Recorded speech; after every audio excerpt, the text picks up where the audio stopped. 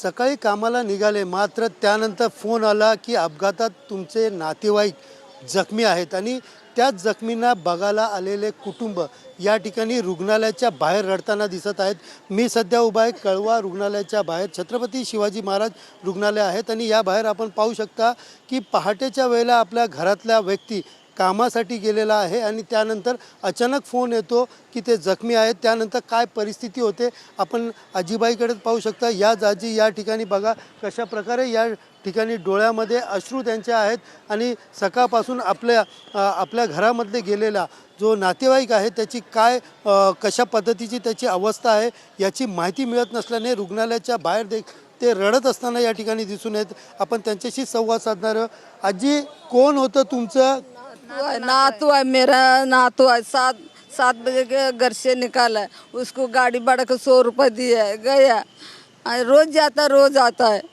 आज आया अचानक ऐसा हो गया, क्या करने का।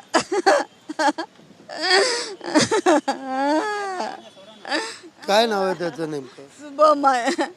आपण पाहू शकता या ठिकाणी त्यांचे नातेवाईक जे आहे ते या ठिकाणी रडताना दिसून येते आणि आता सध्या त्यांची काय परिस्थिती आहे ते आपण या ठिकाणी विचारलेत की ज्या पद्धतीने त्यांना गेलेले आहेत की जखमी. आता तुम्हाला काय सांगितलं की काय परिस्थिती आहे त्याची? नाही तर काय माहित पडणार, आम्ही आतमध्ये गेलंच नाही, सोडलंच नाही आतमध्ये, मग आम्हाला काय माहित पडणार.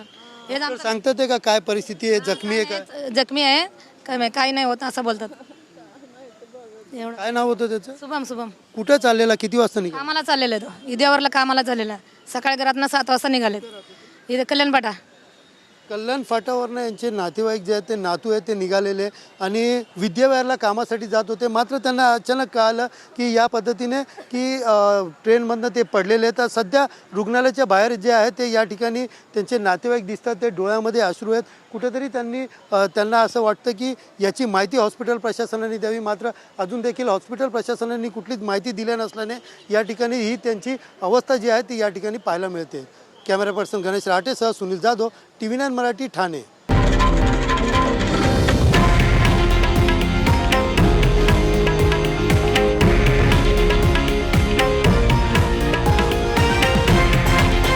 हे आहे देशातील नंबर 1 न्यूज नेटवर्क आणि आपण पाहत आहात TV9 मराठी, एकमेव.